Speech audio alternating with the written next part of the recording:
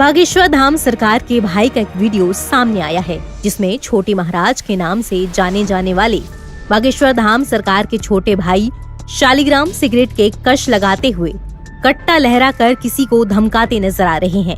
इतना ही नहीं, वो गालियां भी दे रहे हैं। गालियां इतनी गंदी है कि ऑडियो ऑन करके हम आपको सुना भी नहीं सकते, और तो और मारपीट करते भी दिख रहे हैं।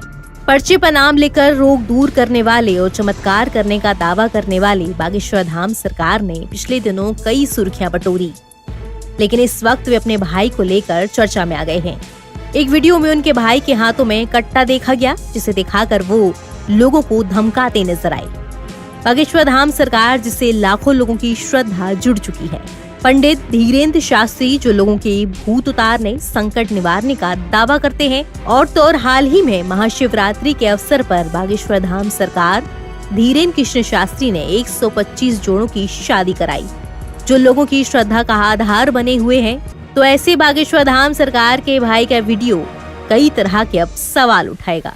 बागेश्वर धाम के पीठाधीश्वर पंडित धीरेन्द्र कृष्ण शास्त्री के छोटे भाई शालिग्राम गर्ग पर एक दलित युवक की बारात लेकर पहुंचे बाराती ने गंभीर आरोप लगाया है। कहा है कि धीरेन्द्र कृष्ण शास्त्री के छोटे भाई शालिग्राम गर्ग ने गांव गढ़ा में कल्लू अहरवाल की बेटी सीता के घर पहुंचकर बारात में अभद्रता की। कहा कि शराब के नशे में वो कट्टा लहराते हुए आए थे और लोगों के साथ अभद्रता कर रहे थे। इतना ही नहीं, महिलाओं से अभद्रता और गाली गलौज भी की। कट्टा दिखाकर जान से मारने की धमकी भी दे रहे थे। इसके साथ ही हवाई फायरिंग और शादी रोकने की भी कोशिश की। इस कारण से हम सभी बाराती दहशत में आ गए और खाना पीना खाकर वापस अपने गांव लौट आए। वीडियो में गालियां होने की वजह से इस वीडियो के ऑडियो को म्यूट कर दिया गया है। आपको बता दें कि कुछ ही दिनों पहले बागेश्वर धाम सरकार धीरेन्द्र कृष्ण शास्त्री पर अंधविश्वास फैलाने और लोगों को भटकाने का आरोप लगा है। धीरेन्द्र शास्त्री कथा के लिए नागपुर गए हुए थे, जहां अंधश्रद्धा उन्मूलन समिति ने उन पर अंधविश्वास फैलाने का आरोप लगाया।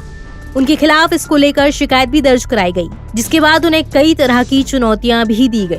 यही नहीं, आवी मुक्तेश्वरानंद ने उनके चमत्कार पर सवाल उठाए थे और कहा था कि इतने ही चमत्कारी हैं तो जोशीमठ को धंसने से रोकें। इन सब के बाद वे जान से मारने की धमकी को लेकर चर्चा में बने रहे। उन्हें किसी अनजान शख्स ने फोन पर जान से मारने की धमकी दी थी। शख्स ने धीरेन्द्र के चचेरे भाई को फोन कर कहा था कि धीरेन्द्र की 13वीं की तैयारी कर लेना। ये कहकर शख्स ने फोन काट दिया था। यही नहीं, इन सब के बीच मध्य प्रदेश के पूर्व मुख्यमंत्री कमलनाथ भी धीरेन्द्र शास्त्री से मिलने पहुंचे थे। पिछले कुछ दिनों में धीरेन्द्र शास्त्री का रसूख बढ़ता देखा गया है, लेकिन उनके भाई का कट्टा लेकर लोगों को धमकाने वाला वीडियो सामने आने के बाद बागेश्वर धाम सरकार के लिए लोगों की श्रद्धा में कुछ कमी आती है, या फिर पहले की तरह ही लोग बागेश्वर धाम पीठाधीश्वर को पूजते रहेंगे, ये तो वक्त ही बताएगा।